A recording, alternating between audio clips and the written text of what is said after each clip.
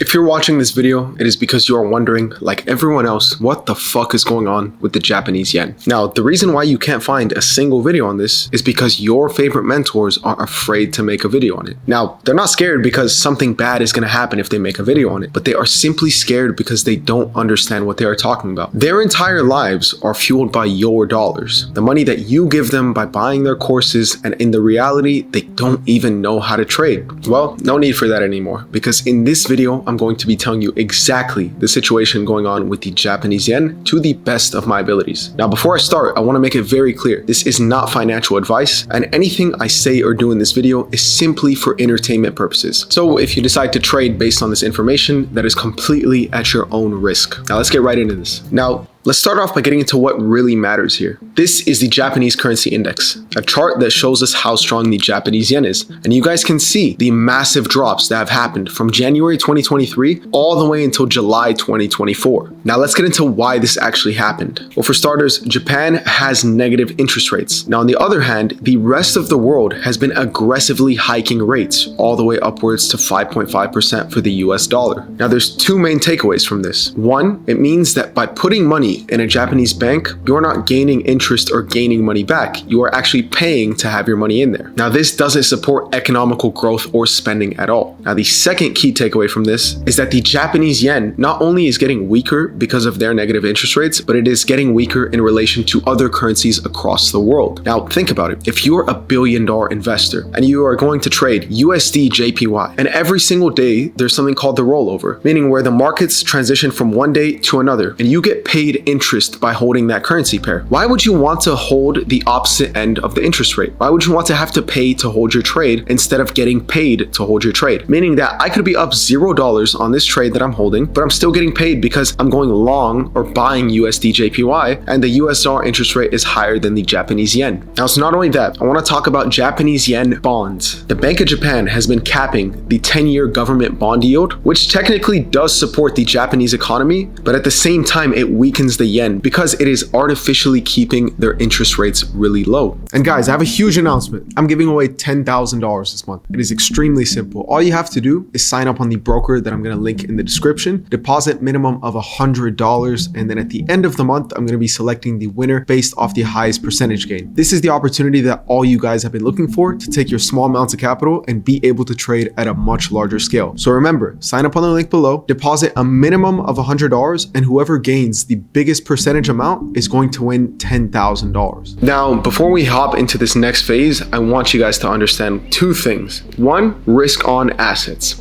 Risk on assets are what investors put their money into when things are stable and they are ready to be risky. So you'll see things like Bitcoin and stocks start to go up because these are riskier assets. Now, the second thing I want you guys to understand is risk off assets, also known as safe havens. Now, these are things such as gold because it is a physical currency. It is something that is backed by its actual shine and material and not nothing. The second one is the US dollar because it is the world reserve currency. And finally, our most important one for today is the Japanese yen is also a safe haven. So in riskier times, in times of war and things like that, you're going to see these three assets increase. You guys know that this is a very tension heavy time. There are wars between Israel, Palestine, Lebanon, Russia, Ukraine. I mean, you name it. Almost every single month, there is a new war that is starting. So we can start to see money flock towards these safe havens. Now, if you guys don't already know, last week, Japan appointed a new prime minister, Shigeru Ishiba. And Ishiba has promised to raise wages and increase corporate taxes to help fund rural development. And this could be seen as something that would boost the economy in the long term. Now, another thing, Ishiba comes from a military background, meaning that he will most likely want to increase his spending on military defense. Now, spending more money on the military would see Japan's national debt increase, which could then lead to a weaker yen. But if this is managed the right way with proper economical growth, they will most likely still see bullish JPY. Now, another major thing is Ishiba has proposed to make an Asian version of NATO to counter threats from China.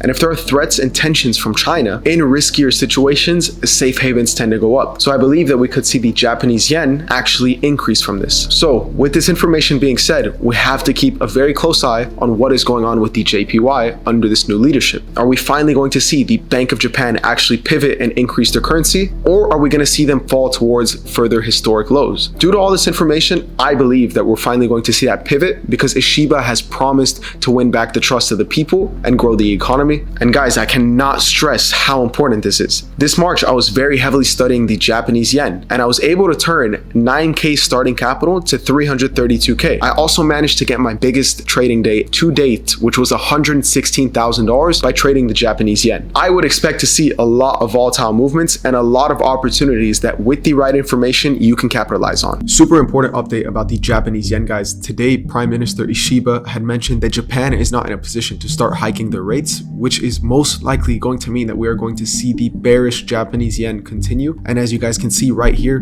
USD JPY, GJ both reacted immediately, as well as the Japanese currency index, obviously. Make sure that you guys stay tuned to that free Telegram because that is where I'm going to be breaking down all the future updates. The only reason why I was able to include this update in the video is because the video obviously hasn't gone out yet. My team is still editing it, but for future updates, I'm going to be sending live time updates in my free Telegram. Make sure you guys are a part of that.